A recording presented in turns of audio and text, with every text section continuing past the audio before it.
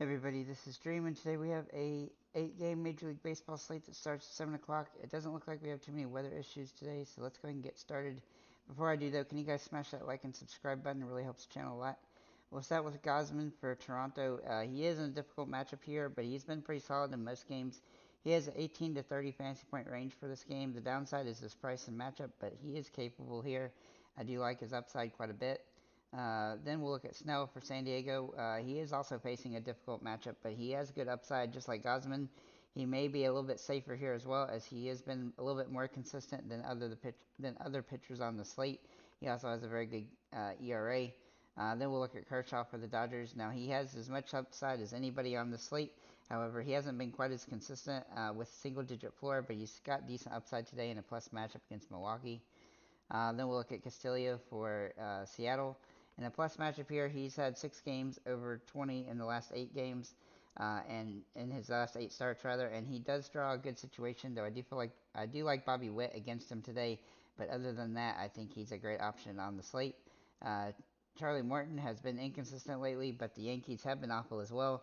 Judge has home run upside today, but most of the lineup is very inconsistent right now and reeling, so he is a viable option and a little bit cheaper today, which is nice. And then James Paxton for Boston, he's got 20 fantasy point upside. He's cheap enough to be viable today. That said, he does have a low floor, but he doesn't tend to give up a lot of earned runs. That does give him some utility on the slate, and he's had some good games lately. Let's go and get into our catchers here. We're going to start with Will Smith for the Dodgers. Now, he's the highest priced guy. He also has good home run potential today. He's hit the ball pretty solid recently, though he does need to hit a home run to pay off. He has been scoring fantasy points in a pretty decent clip. We'll look at William Contreras from Milwaukee. Now, he is facing a Kershaw, which is a concern, but he does draw good metrics for this game. He has been decent lately, though he is striking out a little bit too much. If he can sneak a home run here, he would definitely pay off a lot, but he is high risk, high reward. Cal Raleigh also in play, though he has been very inconsistent recently. He's been a bit of a slump. That said, he still has home run upside and draws good potential in this one for that. And then Mitch Garver for Texas. He's a cheap play here, but he's also hit the ball extremely well. He's very borderline being a core play today, but he does draw good metrics for this game. Also has some home run potential, and his price is nice and cheap, which gives him a lot of utility. Then we'll look at Ohtani for first base. Now he can play first or the outfield. He hasn't hit the ball as well recently as he's been in a bit of a slump, but he does draw good home run potential today and some stolen base upside as he's managed to get a few the last few games. Then we'll look at Cody Bellinger for Chicago Cubs. I really like the Cubs stack today. They're a very high risk, very good team right now. They're playing very well. He's also hitting 412 over the last 10 games. He's also got a couple home runs over that stretch. He has nice home run upside here as he's hitting the ball very well, and he definitely draws really good potential, especially at a pretty decent price compared to Olsen and Ohtani. That brings me to Matt Olson, who has hit the ball extremely well as well. He's had 4 home runs over the last 10 games. He really doesn't strike out much. He is getting walked more, which is limiting his upside a little bit, but he is managing to score double digits in fantasy points most of the games, and he's also had a bunch of multi-hit games recently, so I do like his upside, but he is high risk, high reward due to that price being so ridiculously high. Obviously, the Braves are a viable option on the slate as a stackable team. Candelario for the Cubs also in play. I think the Cubs are probably one of my favorite stackable teams today, though. But he's hit the ball pretty decent recently. He does have home run mechanics here and nice upside for that. Though he has been a little bit boomer bust recently, he does have high upside and he can score as many fantasy points as anybody on the slate. Then we'll look at Vaughn for Chicago White Sox. Uh, I do like his matchup here. The White Sox are kind of sneaky today. He's hit the ball really solid recently. He has a little bit of home run upside as well. He just has the opportunity to have a good hitting game and to pay off from a fantasy perspective as he has multi-hit potential in this particular game. Then we'll look at Mookie Betts for second base. He can also play in outfield as well. He's hit the ball very well recently with the 366 average over the last 10 games. He also draws home run potential, even though he hadn't had one for a couple of days. He does draw great metrics for this matchup, and I think he's a high probability of a home run today. He was kind of borderline being a core play as well. Nico Horner is also in play here. He can play second base here, and he has a 324 average over the last 10. He's a very good option for a Cubs stack as he's hit the ball very solidly. He also has some stolen base potential, and he has a little bit of a home run upside on this particular slate, though he's a little bit pricey for what he's been doing as of late. Marcus Semien also in play, though he has hit the ball very well recently. He does need really to hit a home run to pay off a lot, but he has managed a couple of triples in the last few games, which give him some extra upside. Then we'll look at Ahmad Rosario for the Dodgers. Now, he has been a little bit inconsistent since he's joined the Dodgers, but he has some really good metrics and some nice upside. He's not a huge home run threat, but he's somebody you can consider on the slate as he's nice and cheap, he has a tendency to score a decent fantasy point perspective. Then we'll look at Trevor Story, who is a core play for me. He can play short, second or shortstop today, and he's hitting the ball very well. Since he started the season, he's had a couple. He started the season with 2 bad games, but since then he's hit the ball pretty well with 7 hits in the last 4 games. Now he did have a 1 game bad, but he hasn't struck out much in those 4 games. So I do think he draws some upside. Not only that, but he has some stolen base potential, and eventually he'll hit a home run, and I think it might be today. Maybe in third base, we'll look at Morel for the Cubs. Now he is available as a shortstop, as a third baseman or outfielder. Excuse me. He has hit the ball very inconsistent recently, though, but he does draw a home run upside in this matchup. The concern here is the strikeouts and not really doing much over the last 10 games or so. Bit of a slump for him.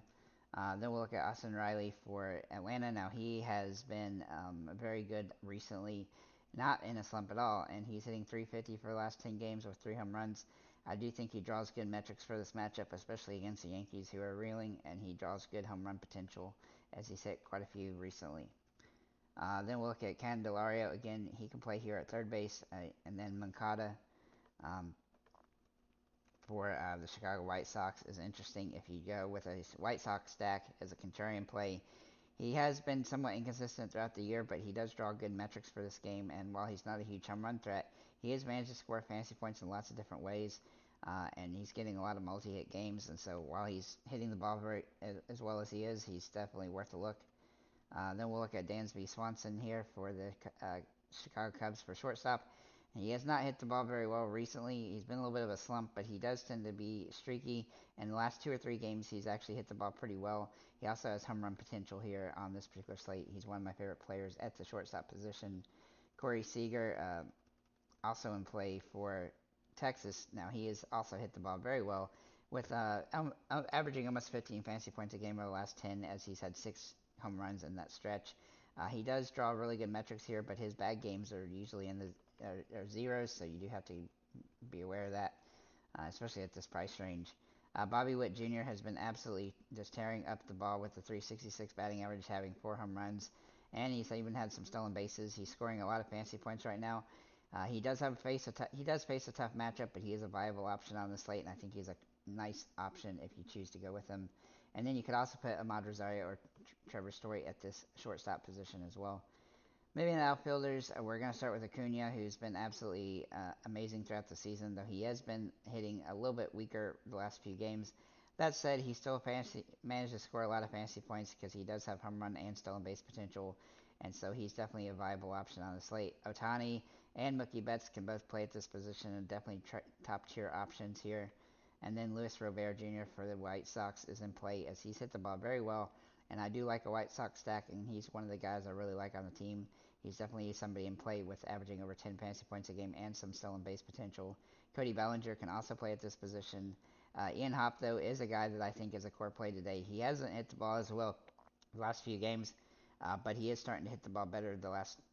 Yesterday he hit a home run, and then he's had a couple multi-hit games over the last 10, and he has managed to get on base in different ways. So he is a viable option today, but he has been a little bit inconsistent recently. But I do think is a great option on the slate. Morel for the White Sox also in play, who can also play at the third base position. And then Eloy Jimenez, for the Chicago White Sox also in play here. He's hit the ball decent recently, though he hasn't had many home runs in the last 10 games. He is capable of that. And if he can start hitting the ball better again, then he'll have some really nice upside at a nice cheap price. Then Suzuki for the Cubs. He draws really good metrics here. He's hit the ball pretty solid recently with 3 home runs over the last 10 games. The batting average isn't perfect, but he has managed to score fantasy points and hit get hits in just about every game. So, and the Cubs are a very good option team on the slate.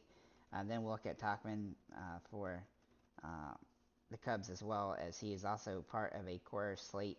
As a stack for the Cubs, as he's hit the ball decent throughout the season, but he hasn't been great.